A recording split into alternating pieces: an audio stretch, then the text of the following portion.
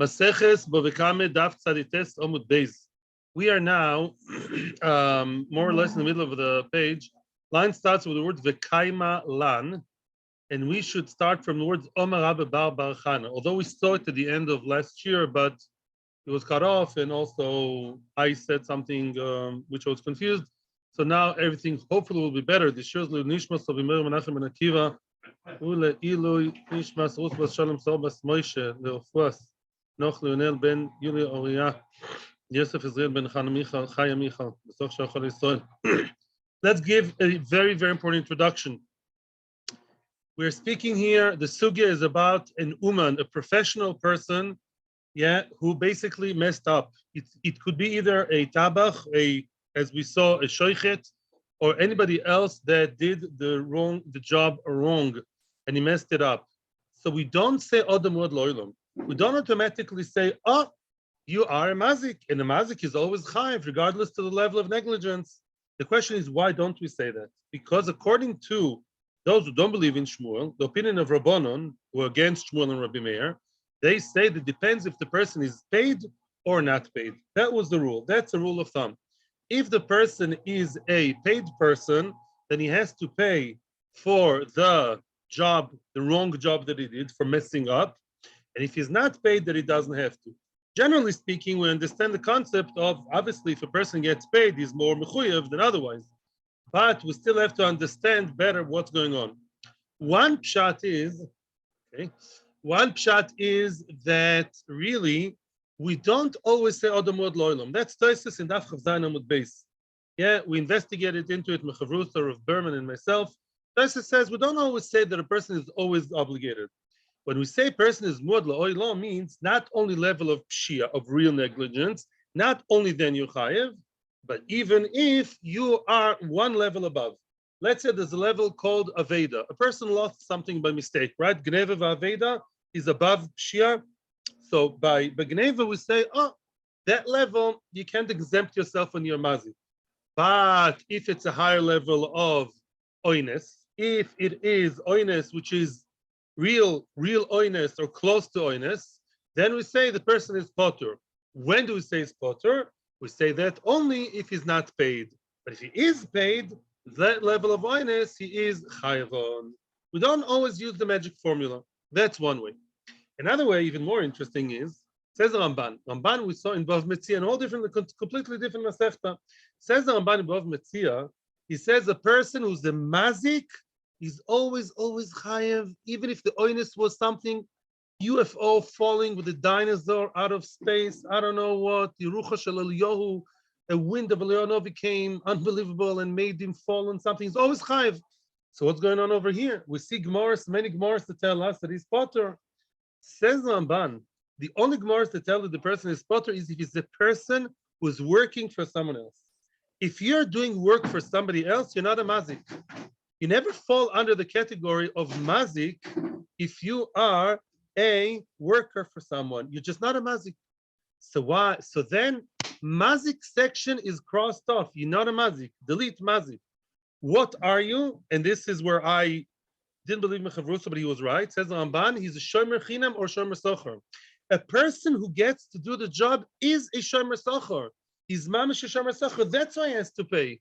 He got the behemoth to be under his control, under his hands. He is like a guardian. He's a shomer. That's why he has to pay, not because he's a mazik.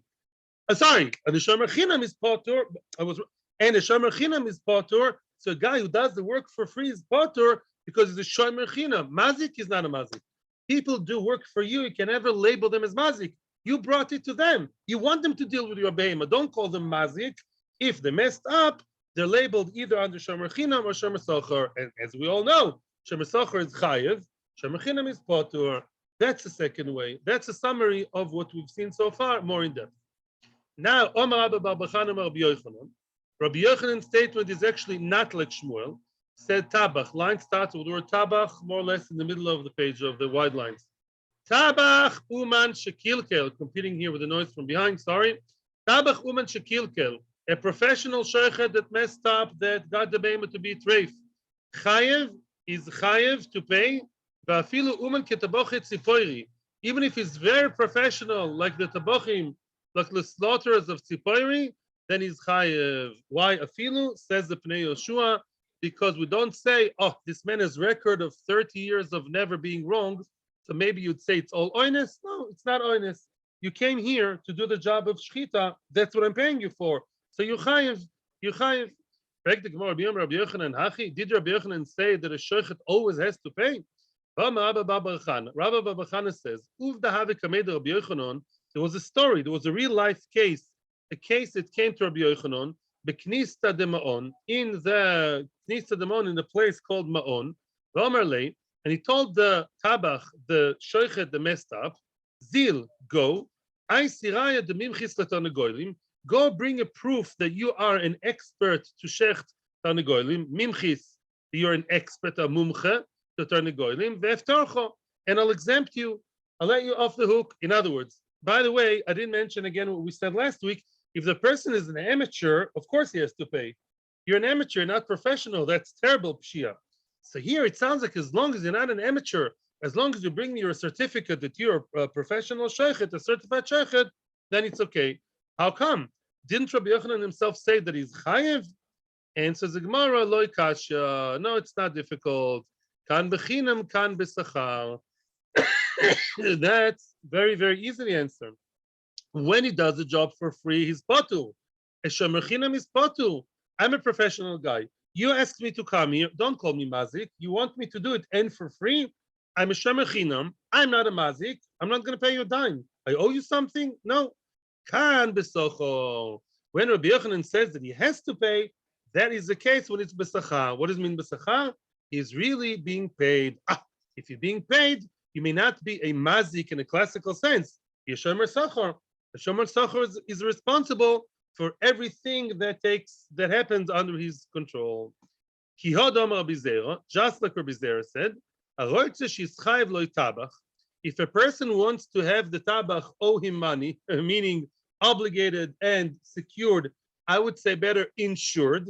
You want your insurance that if the tabach will mess up, he'll have to pay you. Yakdim loy dinar. Either give him in advance, or Jeffrey said it's not so safe to give him in advance, or promise him in advance. He should know very well right from the start, dinar, that dinner, he's going to get dinner, that he's going to get supper, lunch, dinner. No, he's going to get from you money. In other words, as long as he knows that it's a paid job, then he's mechuyev. Yeah, even if it's professional, if it's a paid job, you're obligated. You're like a shomer sachar. The obligation required from you, the expectations are higher. Or according to Taisus, you don't say odamud loilam there, and you are chayev. Meisivi. Question on that. Now we have a question on that. It says in another brisa, hamoilich chitim litchoin. A person whose job is to take someone else's grains of wheat for the grinding. He's on his way to take, shmerel's, what I'm calling it, grains of wheat to the mill, to the millstone. Now he's cutting corners. He's messing up. Veloy lateton. He did not soak them in water as he should have before. Yeah, there's some kind of soaking, some kind of wetting that has to be done before the grinding, something to refresh them, I don't know. And he missed that stage. He's cutting corners. He's being, okay, we'll miss something. Vason, subin, oimursan. And that's why when he ground them later, they became not as refined. Subin or mursan are types of flour that are not so refined. Bekitzer, he did a botched job, and that's why I got class B kind of chita, of flour. Or another case, kemach lenachtoim. Here comes the next stage. A person's supposed to take someone's flour to the baker, so the baker should make dough and challah out of it. Vasoy pas, and you know what happened? Well, unsurprisingly, the result was some kind of bread that falls apart. Yeah, he did not actually take something he messed up in the middle. I don't know what, but the kemach that he took was not done the right way. So now the pas, now the bread that came out is bad kind of bread. Or another case, what? Crumbly, thank you. Behema latabach, he took a behema to the slaughterer, to the shoichet, venibla, that's our case. the shochet made it nevela, chayev. Why is it chayev? Mipnei shehu kenoise socho. Because, says the Mishnah, he's alike, is considered as if he was a noise socho, as if he was paid money. That sounds like he doesn't get paid. If you say we treat him as if he got money, that sounds like he's really a shomer chinam. He's not doing the job for money. He's doing it for free, and yet we consider him as chayev. That's against everything we said all the time. It could be good with Shmuel, by the way, but we're not in Shmuel now. We keep talking here about the difference between shomer chinam and shomer socho. When it comes to shomer chinam, we say that he's not chayiv. Here we say, yes, he's shomer chinam and he's chayiv as if he was paid. Question. Sounds like even a non-paid guy is chayiv, and we don't say, oh, he's just a volunteer, leave him alone. Answers the Gemara, no. Ema, you should say, ipnei shehu noise socho. Not because he's ke noise socho, ipnei shehu noise socho. In other words, he's not a person who's like noise socho. You got the girsa wrong. You got the version of the brisa wrong. Brises are quite flexible. You don't get the brisa right. Must be the brisa said that he is a noise socho. He is really a person who is being paid. Only because he's being paid, that's why, because he's being paid, that's why he has to pay for the flunking, for messing up, for not doing the right job, for doing things wrong. But had he been working for free, he doesn't have to pay. He's like a shomer chinam. Now another case here. Chaval, I should have brought a whiteboard to draw that. Okay, we'll try without. He took it to somebody else. What? Who didn't do what? So could be also, I explained it took someone else's. You can also explain, I can hear both shotim. You can also explain that the person took his own grains, and the guy at the grinding, the grinder, the miller is the one who didn't do the latita. That could also be. Reuven took that. It doesn't make a difference actually. It's only a technical question. But there is somebody that has to pay somebody else. My name is Reuven. I take my grains every week to the miller to grind them. And this time the miller did not do the latita. He did not grind them properly. Yeah. Or I took my own kemach to the baker. The baker somehow messed up. He didn't do the recipe right. Baker is chayv, of course. Yeah, the baker is chayv. It depends. It's the same thing. Now let's learn a little bit about hilches shchita. There are basically 5 ways that you can mess up an animal and make it nevela and make it good for nabil. Nabil is an Arab name. Machshemam of the terrorists. Shem Yazor to all the people who are still in hospital. Shem should send refuah shlema. So, magrumta. What's magrumta? One of the ways to, one of the things you have to make sure when you do shchita is that the shchita shall be located only in the neck of the behema where you have the 2 pipes. Yeah, the windpipe and the food pipe, the esophagus, whatever. Yeah, those 2 pipes you have to shecht anywhere, within the area where those are. Yeah, in other words, if you shecht too much above, there's a thing called like a small kova, like where the opening is. I don't want to show it myself, but I will. In other words, there's an opening of the corner of the breathing pipe, and it ends with the lungs. So between the lungs and basically the end of the neck, that's where the person can shecht. If the person shechts the animal too high, meaning above the entire area, above the windpipe completely, closer to the mouth, closer to the head, that's already possible. That's called hagroma. Hagroma means shechting out of place. So now, what happens if the person shechted just in the border of the upper part of the windpipe, okay? But he's just right. In other words, there's a hairbreadth between the knife, where the knife reached, the cut, and it's called tabaot. They're like rings. The breathing pipe is like ring, tabois. So it's still in the top ring, it's still okay. As long as it's within the borders of the breathing place, it's still okay. However, there's a machlokes chachomim against Rabbi Yossi bar Yehuda. What happens if the person did, let's say, he shechted within the neck, and then he went a little bit up. Most of the shechita was in the right area, and 40% of it, let's say the minority, he veered out of the right area and flanked and inclined to the side, moved to the side accidentally, yeah, and the end of the shechita was not in the right area, was in the wrong area. But most of it was in the right area, in the good area. That's machlokes. Chachamim say it's disqualified, and Rabbi Yosef bar Yehuda says that it is fine. Okay?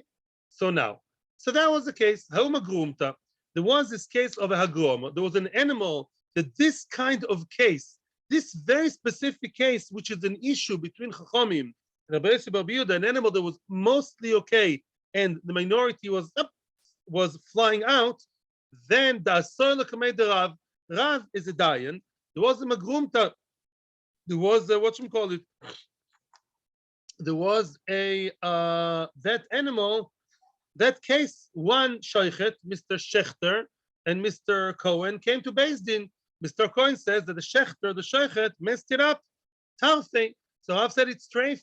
Rav paskin the chumra, like Tanakama, like Chachamim, who say that this kind of animal, which only the minority was shechted out of place, is treif.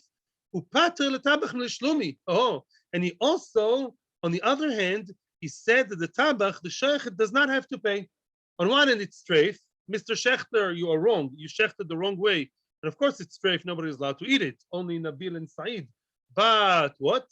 But Mr. Shechter is potter from paying the owner, Mr. Cohen, dummy, to pay money. Okay, so they went out of Beis Din. I don't know what the reaction of Mr. Cohen was. I assume Mr. Cohen was not happy. He lost the animal. He can't use it for anything, almost. And also, he doesn't have to he does not get compensation from the shechet who messed up.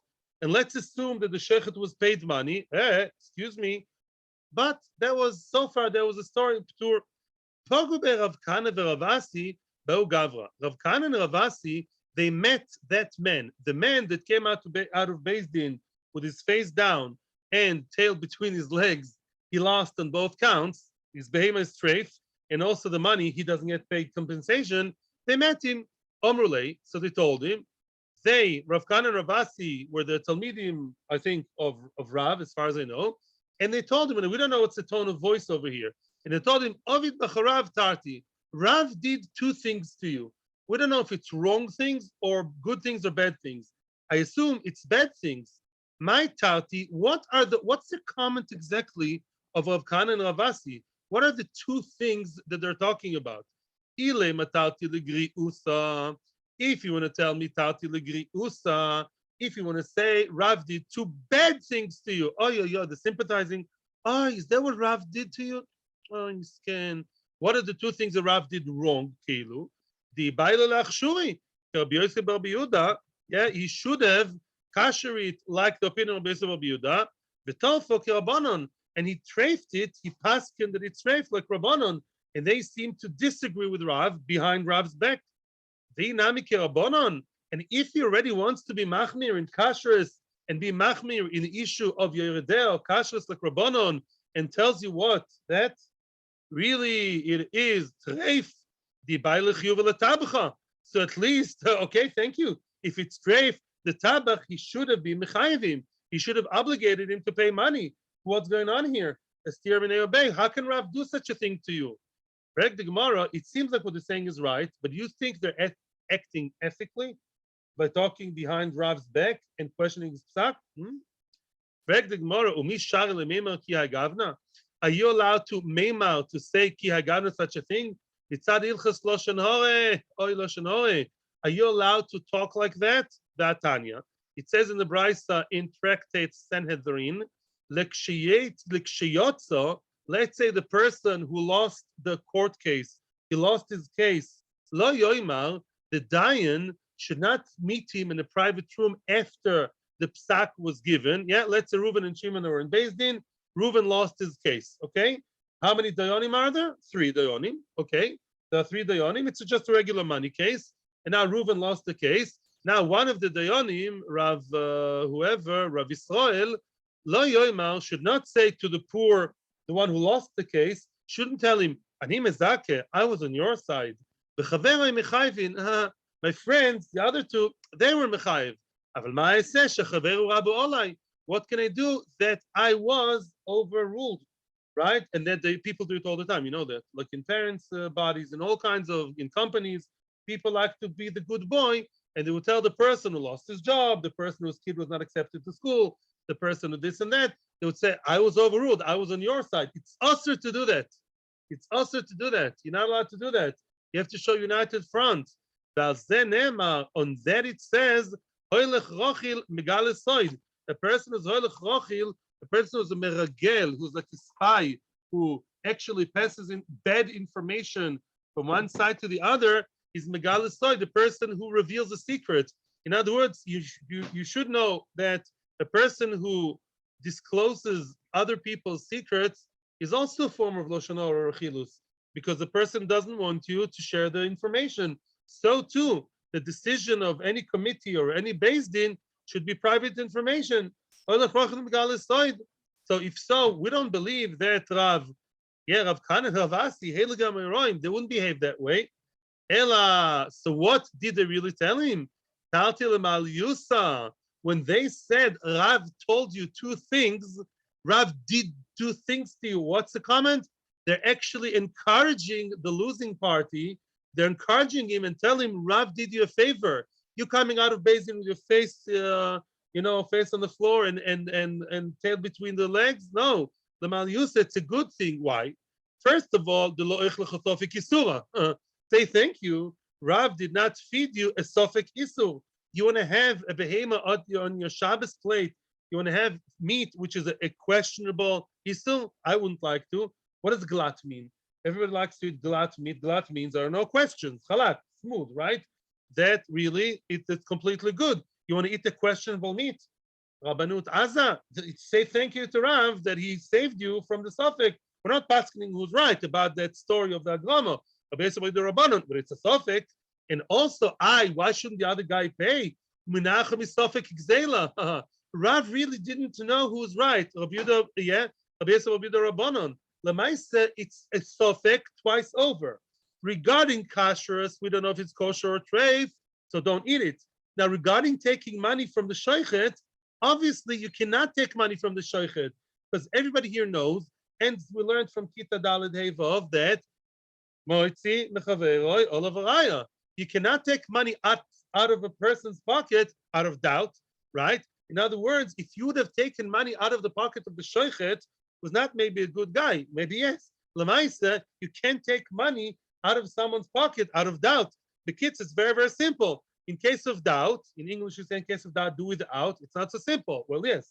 In other words, in case of doubt, the meat on your plate is questionably kosher. Don't eat it. It's questionable. Questionable meat. You can't take money from the shaychet. You cannot. Why? Because we don't know whether the shaychet owes you money or not. Because if the beima is kosher, then he doesn't owe you money. Maybe the beima is kosher, and then he doesn't owe you anything. Mistofek, you can't take your hand and grab money out of his pocket. So although the sack may sound to you, Mr. Victim, so to speak, very unfair, it is very fair. Rav is helping you to be a good yid and be manea from Sofek, on both sides.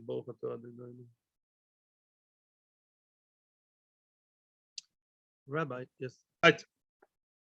Now let's talk about money changing. A money changer, back then in the times of the Gemara, even today, I actually happened to me that a person here in the Merkaz, close to 20 years ago, he gave me a big note of, I changed shekels for euros. Euro was a rather new currency then, in the early 2000s. And I went to Belgium. Day after I arrived in Belgium, we went to the supermarket, and the lady told me, no, it's a forged shtar. She said, no, don't accept it here. She showed me it was forged or wrong or something. It wasn't the right kind of euro. And I right away called the guy, the money changer, came back to Israel, he changed it back. The kids are, what happens, especially in times of the Gemara, the mint was not as advanced as today. And sometimes there would be forged coins or wrong coins. There's a very big very big area of expertise to know whether a coin is a good coin or a bad coin. People go to money changers, and they would tell them, the money changer, who's an expert, would tell the person, look, very well, all the details, would tell him if it's a good coin or a bad coin, if it's an acceptable one or not. Not as easy as today. Even today, actually, they make it very hard to afford. Eitmar. People always try. Amar dinar l'shulchoni. A person showed a dinar, a coin of high value, to the money changer. V'nimtza ra. Now the money changer told him that it's good. This part is missing in the price in the memra. The money changer looked with his, special glasses with a monocle, whatever. Said, excellent coin. He went to the shop afterwards, and the shop said, no, it's bad. We don't accept it. So now he relied on the money changer to what? Use the coin. Now he lost that coin. Now he has to get another coin instead. Tani Chada, one brisa says, Uman potul ediot chayev. And Uman is potul. What does it mean? If the money changer is an expert, a professional, that he does not have to pay him for the damage he did. When the money changer said this is the wrong coin, it's damage. He caused him loss because he's giving him false information. And yet, if he's an expert, he is potul, hediot chayev. But only if he's a non-expert, only if he's an amateur who should not really be doing it, is chayev. Now, by the way, money here, although we're talking about looking at money and inspecting money, nobody talks here about whether the money changer was paid or did it for free. Says another brisa, ben uman tani idach ben uman ben hediot chayev. Another brisa says whether he's professional or not, even if he's a professional, is chayev. Don't get confused. There's only one contradiction here. I took my money, my coin, my very fancy dinar from 1,000 years ago. I take it to the money changer, and he says, terrific, good, amazing, nice. Yeah, you can use it. My haskomo. And then you took it to the market, and nobody accepted it. So now, does he have to give you another dinar instead? Yes or no? Well, we see a stira. Well, don't tell me no, because we see one time it says no, one time it says yes. It's a contradiction between two brises. One brisa says that a paid one has to give you another one instead. The other one says no. Even a paid one does not have to give you. One says no, one says yes. It's a stira. And here we don't talk about whether it was paid or not. Soon we'll see why. Okay? What's a stira? Amar of Popet. You said no because you don't think so, because you think the brisa doesn't say that. Or you don't think so. Why don't you think so? You have still got the same coin.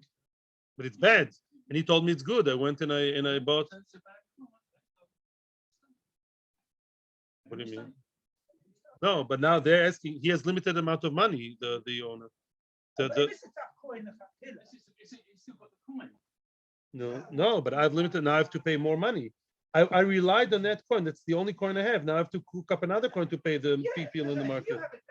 You are the one who told me that it's a good one, mister. Okay, but it wasn't itself. He got the wrong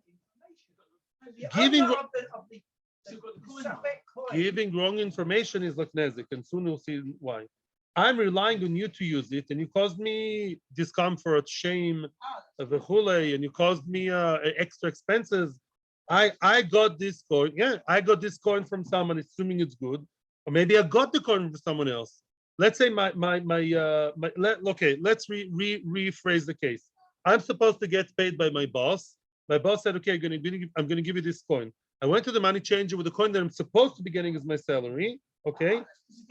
Beseder. And Lamaisi said, yeah, it's an amazing coin. My boss gave me the coin. Now my boss wouldn't listen to it. Yeah, but Lamaisi told me it's good, and really it's bad. So now the money changer's fault. He said it's good. I'm just giving another example. It caused the loss somehow. But kids, does he or doesn't he have to pay? Depends. Kitanya uman potu. You know what kind of expert is really exempt from paying, and he's potter, and even though he gave wrong information, false information, he's potu. Kigoin like danku ve'isur. Danku and isur. You heard of danku and isur? No, you didn't. Yeah, they are the very top money changers of Bavel. They are like the best bankers in Bavel. They don't have to learn anything anymore. They have a PhD in banking, financing, much more than MBA. They know everything about money. They never go wrong. Because you gave it, a little bit like we said before about Sipori, but the other way, because they're such amazing experts, if they make a mistake, it's not shaykh that they make a mistake. If you gave it to, in other words, we're not differentiating between two levels of professionals. If the person is a regular professional, he's an okay guy, out of business school, he's just out of banking school, he's, 3-4 years in the profession, he's an okay banker and he gave me wrong information, he has to pay. Now says Tosfos, unbelievable, whether he's paid or not, he always has to pay you back. Why? Because unless you're very big mumche, you're not allowed to inspect coins. It's like a person fresh out of medical school, just about barely got his license. He wouldn't start doing complicated brain surgeries. Would you let him? Chas v'shalom, should need it, yeah? Same thing, if there's a person who's not a very big mumche, he's always supposed to pay you. He's like an amateur. Only the very expert people like Danko and Issa who never go wrong, if they did go wrong, they have to pay you. Frank the Gemara, what you may ask, Ela b'may to. How come did they make a mistake? What do you mean? You contradict this of the first wide line. Sadi test Amud base in the very first wide line towards the end of the page, at the end of the first wide line. Widest line, yeah? B'may to. If Danko and Issa are such professionals, how come they did make a mistake? Answers the Gemara, to besichta chadita. You know what's their mistake? That is before there were news in the world, newspapers and internet and all that, and radio, there was a new coin, and the old coin was disqualified, got out of circulation in 1 second. Very cruel rulers. In one jiffy, in one instant, they would decide that there's a sichta chadita, there's a new shape, a new coin, and the old one is disqualified. Right that time, when you went to Danki and Isu, and the Wi-Fi was off and the computer was off, they did not know that the coin you're showing them is, as we're talking, getting out of circulation. Day later, you went to the market or to your boss or to whatever, you can't use it. And then what? It's not their fault, because they know about the coins, about the shape and the weight and the tsura and everything. They know very well, 100%. They never fail. Mimeli, they don't have to pay you. Why did they go wrong? It's the complete oinus. They had no idea that the money is out of circulation, and we don't claim that they should. They're not Nevi'im, they're not prophets, they're professionals, but they're not prophets. And Mimela, we say that again. And that's why we push away the idea of paying or not paying, even if both sides are paid or non-paid. If the person is a money changer who is okay professional, and he told you with the most assurance, yes, it's good, and he shouldn't have, because he sometimes goes wrong. You're wearing shoes that are too big for you. You are like an amateur and you have to pay. Only the super duper Danku ve'Isser that are supposed to be looking at money and analyze it, which was the big job back then, only they don't have to pay because they never make mistakes. So how come they made a mistake? Made a mistake, technical mistake, that they had no havamina. They know very about the shape and the weight and the thing and the that. They didn't know that this money 2 seconds ago, and Nero Caesar or Julius Caesar decided it's out of circulation, it's going to kill anybody who's going to use it. They have no idea. Mimela, because they said it's good, so now they don't have to be paid. Comes another story. By the way, I explained it according to Tosfos. There are other Rishonim. I don't want to confuse you. I'm saying one shot. Let's stick to one shot. One more story on the same idea, and then if you have questions, you can ask, but let's just get more into the story. A similar yet different story. Second Wadlan. Ahi itata. There was a woman. The Achzia dinar Rabbi Chia. She showed a dinar to Rabbi Chia. Rabbi Chia was the man who lived at the times of the Tanoim and Amoraim, the end of the Mishnah. Rabbi Chia was a big Talmid Chacham, and apparently he was a big expert in coins as well. And the woman showed him the coin. Omar la me'alyahu. He told her me'alya. That's an excellent coin, terrific and good. Lamacho, the day after, Asoil Kamei, she came to him. And she showed him, and she told him, Achzisei, I showed it to other people in the market. And they told him it's a bad coin. And it wouldn't come out of me, meaning people would not accept it. They didn't accept my coin, which again, back then was the problem, was the only money she had. That's the money she got from her employer, whatever. It caused problems to her. Same story. She went to an expert. The expert said it's good. Then it was found out it was bad. She's now coming back to Rabbi Chia. Pay me back. Rabbi Chia right away took responsibility. And he asked Rav. Rav, by the way, says Rashi, was Rabbi Chia's nephew. We see it also in Sanhedrin. Rav was Rabbi Chia's nephew. And Rav was also like his treasurer and his secretary. Rav was the helper of Rabbi Chia. So Reb Chia is commanding Rav, Zil, go, Chalfini hala, give her a newer coin, give her a better coin as compensation, do compensate her, because I'm taking responsibility, Uksoi v'pinkasi, and you should write on my ledger a memorandum, something to remember, Dain Esek Bish. This is bad business. In other words, I lost money now because I shouldn't have seen it. Like Reb Chia is reminding himself of that bad incident.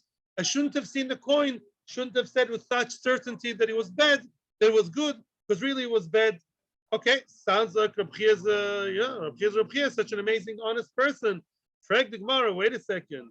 Umayshno danku ve'isur deptiri. Why did we say a minute ago the danku and isur, the super professional ones, they're potur, they are exempt if they make mistakes, because they don't have to learn anything anymore. They know everything about coins. They're super mumchim. If so, Rabbi Chia nami lavlik migmar kaboi. Rabbi Chia too does not have to learn anything either. Rabbi Chia was the same level as danku and isur. Rabbi Chia was also PhD in money changing, in monetary things, in business, in finances, in banking. He knew everything. So why should he have to pay? I assume the mistake was also something completely technical, out of question, out of sight. So why does he have to pay? Answers the Gemara, Rabbi Chia lifnim mishor sadinu dovad. Give me a good English translation of lifnim mishor sadinu. I was looking all over, above and beyond, more than his call. Yeah, the kids are above and beyond, and more is beyond the letter of the law. That's actually the first translation I thought of. Yeah, in other words, the Rabbi Chia didn't really have to pay. Make her adin by the letter of the law. He could have told her, I'm sorry, lady, I'm Rabbi Chia. You just came to moneychanging.com. Ooh, we are the top. We are, banking services. You have no idea how good we are. And I don't have to pay you.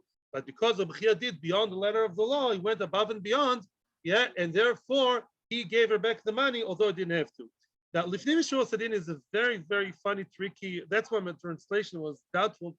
Lifnim Mishur Sadin is something you don't have to, but you have to do, which means Beis Din cannot force Reb Chia. If that woman would have taken Reb Chia to Beis Din, could have happened, Reb Chia wouldn't have to pay, right? He doesn't have to pay because he's a super expert and never goes wrong. It's like an oinus.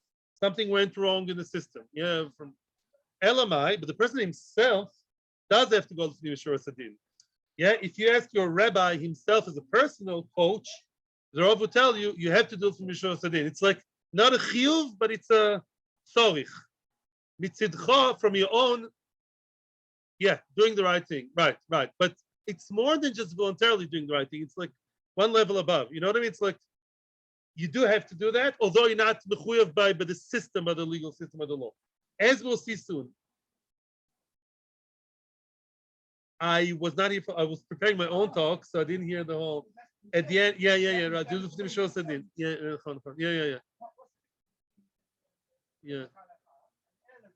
right. Right. Yeah, you never lose from Vitor. I just saw a story now. I don't have much time. That there was a lady. Her son was locked in a car. It wasn't really her fault at all.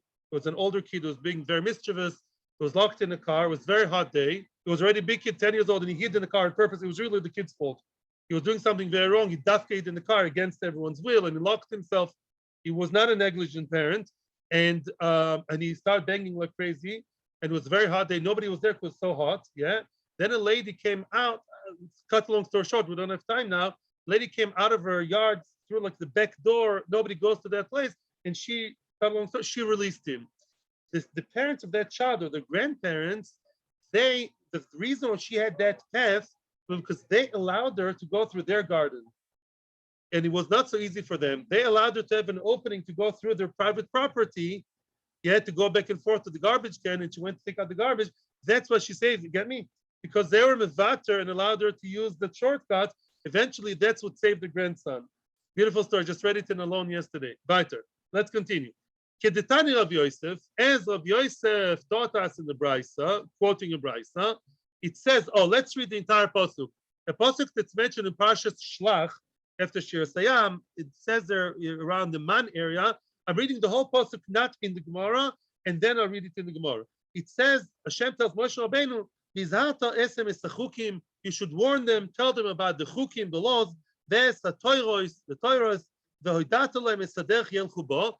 them the way they're supposed to walk in, and the deed that they should do. Now the Gemara is analyzing, breaking apart this pasuk. There are a lot of mitzvahs mentioned here in general. You should inform them of Beis Chayim, the life. What's life, says Rashi Talmud Torah? Tell Bnei Yisrael to learn Torah as much as you can. The way, what's the right way to walk? Do kindness to your friend. Yelchu, we're analyzing word for word. What's walking? The Bikur Cholim. Yeah, to walk where? To go Bikur Cholim, to visit the sick. Rashi says, what's the difference between Gmilas Chasadim and visiting the sick? It's part of Gmilas Chasadim. Says Rashi, Gmilas Chasadim, you're not losing anything out of it. Bikur Cholim, sometimes you lose because if you're Ben Giloy, if you're exactly the same age as the Choyle, you take 1/60th of his disease. So sometimes, you're losing something from the Chesed, you still have to do it, even if there's some kind of lost concern. But in it, Zoi Kvura, to bury the dead. Let's say, that's a Gemara of the Metzia, let's say there's an old man who is Chubadik and a Talmid Chacham, and everyone appreciates him, and that person, the Talmid Chacham, does not really have to start burying the dead. He decided to bury the dead even though it's below his dignity, and he's not mechuyev, but he's going beyond his call. It's a ma'aseh. What's ma'aseh? It's hadin. You have to follow din. You have to follow din Torah. Asher yasun zo lifnim mishuras hadin. The did that they do is lifnim mishuras hadin. You have to follow Beis Din. You see, Ellen, if Rav tells him something that he doesn't like, and it's a sofek, he has to follow what the Rav says. But he even has to do lifnim mishuras hadin. I saw beautiful pshat here. I saw beautiful pshat here. Lifnim mishuras hadin. You just say for that. Amaise asher yasun. The deed that they do. It's an extra word. Asher yasun means that they do at their own accord, right? The deed that they do. Who does it if not Bnei Israel? That they do means something you initiate. That Beis Din cannot force you to do. And you still do it, you're mevater, you give in, even though Beis Din doesn't, you initiate, Asher Ya'asun, they do it. That's Hashem is expecting this of you. Oh, I think that, David, that's a nice way to phrase it. Yeah, that you are expected by Hashem to do that. In other words, Beis Din cannot force you, even your Rav cannot force you, but Hashem expects you to do more than your call and be mevater. Yeah, I'm talking about the translation. Thank you. Now another story on the same line, and I'm a little bit surprised you guys didn't ask the question. I want to ask the question. Yes. What do you want, Akiva? Rabbi, yeah. North Korea. Just one question. Okay, now I have a question. Why? Let's say, what's his name? Money changer this, money changer that. What did money changer do? Did he act? Did he touch the coin? No, he spoke. He spoke and he said, this is a good coin. Yes, my expert opinion is that it's a good coin. Is that a nezek be a dime? Nobody's listening to me. Yeah, is that a nezek be a dime? No. Why is it chayiv? Yeah, I always thought that groma is patu. That's going to be the next question. It's just a verbal thing. That's a groma. Groma is definitely not mechuyev, even if it's Reish Lakish continues the Gemara. What? Yeah, Gabe. It was an official thing, but it was only verbal. So, you're onto something. We're getting somewhere. Well, stay tuned. You're onto something. Says the Gemara another story. Reish Lakish, the Heilige Amor Reish Lakish, Ach vilei dino Rabbi Elazar. He showed a coin to Rabbi Elazar. Omar, Rabbi Elazar said, Me'alihu. Rabbi Elazar, the coin expert, told Reish Lakish, yes, good one, terrific one. Oh, now, Omar Leit says Reish Lakish, and that's an important part of the story, says Reish Lakish, Chazi, look, see, make sure, watch it. The Aloch kasamchina, I rely on you. Reish Lakish says, I rely on you. I'm going to take your professional opinion, and I will actually rely on that when I go to the stores, when I go to my boss to ask for that money. Omar Lei, so now Rabbi Elazar says, Ki samacht alai, ma'ila meimra. You're telling me, I'm relying on you. What are you coming to say? This is not This is not a smartphone WhatsApp chat. I rely on you. When Amaroim spoke, there was weight to the words. What do you mean when you say I'm relying on you? The imish takach bisha, that if it's found out to be a bad one, that's what you're coming to tell me? Are you coming to like sort of hint a warning over here that if anything goes wrong and if the coin's found out to be bad, then really I'll have to change and give you another one? The atu de omart, you're the one who said, Rabbi Meir, the dain dina de garmi. Guys, everybody clap your hands. In other words, this, first of all, let's clear the dust over here in the mist. This is garmi. Again, my fave. What's garmi? Garmi means nezek, which is indirect, but is direct. It's between nezek beyadayim. You should always have a chart in your mind. Nezek beyadayim, garmi, and gromo. Gromo means completely indirect, unsure it's going to happen. It's very dubious, questionable kind of nezek. Nezek beyadayim means watch me, punch. Nezek beyadayim. Garmi means something which is not done with the hands, but the nezek is for sure going to happen. Okay? Maybe you meant appraisal, that this is like an official, serious, transaction. Exactly. Because I'm relying on your professional opinion, you're not a good friend who's saying, I think that's a nice one. You are being paid, or even if you're not being paid, but you are told, I'm relying on you and I'm going to use that as a transaction, as David said. In other words, if you are actually saying something verbal, but you know it's going to cause nezek, because I'm actually going to take that very dinner is a lot of money.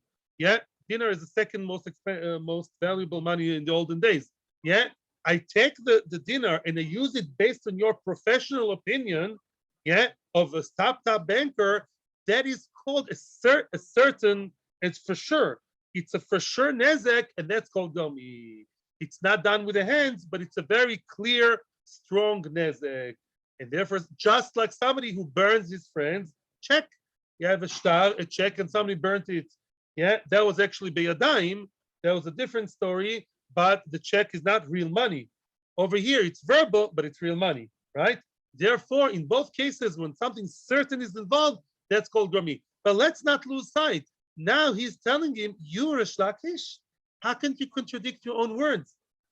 You are the ones who said, you know who's done dina de garmi? It's Rabbi Meir. Rabbi Meir is the one who believes that garmi has to be paid for. Up until now, my friend, I only defined to you what garmi means.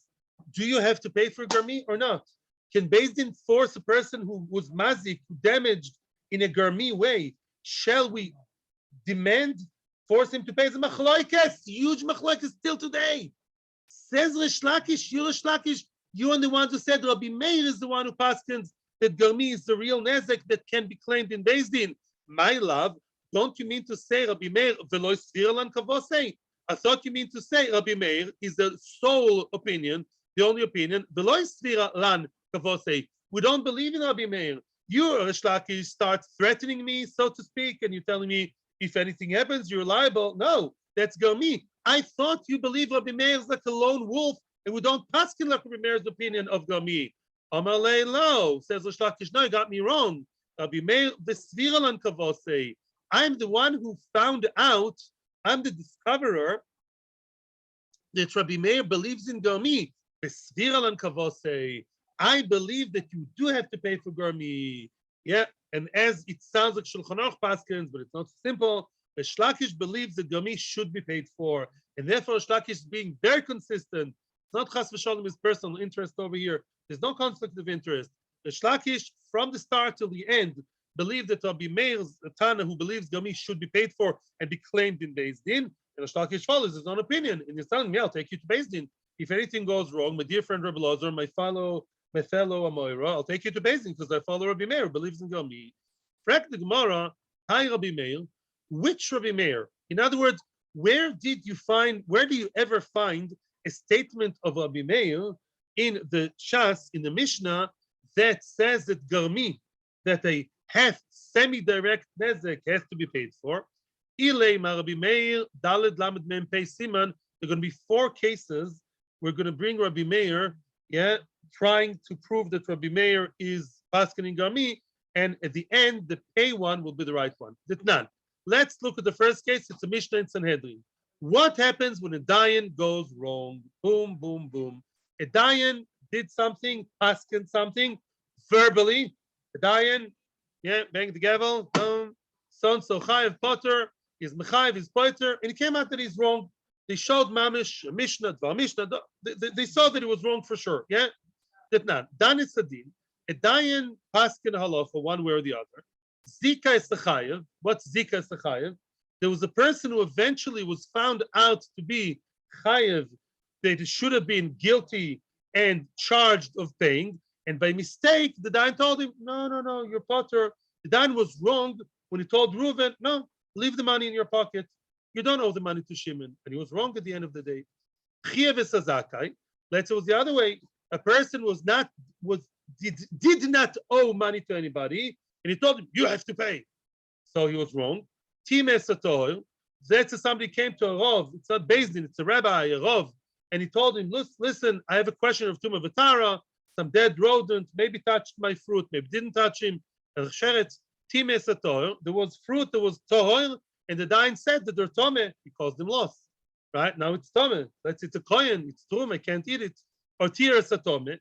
Or let's say lo aleinu, he said about tomeh, there was food that was tomeh, that was really yes tomeh, and he said that it's tahor. Masha also osui. We don't officially, formally change the psak. We don't change the psak officially. We don't want Beis Din's power to be undermined. However, Beis Din does not go scot-free.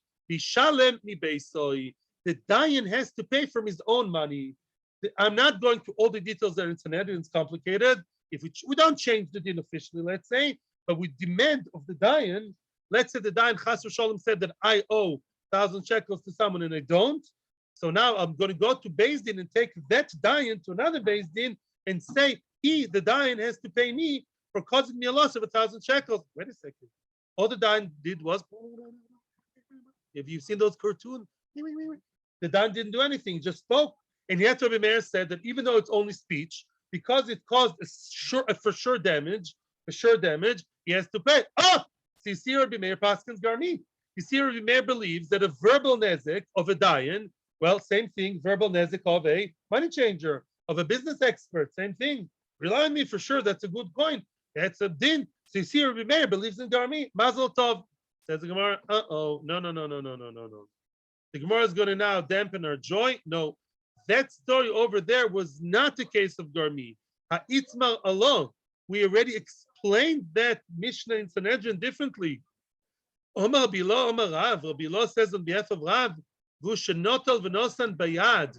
Over there, a dayan only has to pay from his own pocket if he physically took the money out of the hands of the person who doesn't owe, and to demonstrate his power and his certainty, the dayan took the money from Reuven's pocket and put it in Shimon's pocket.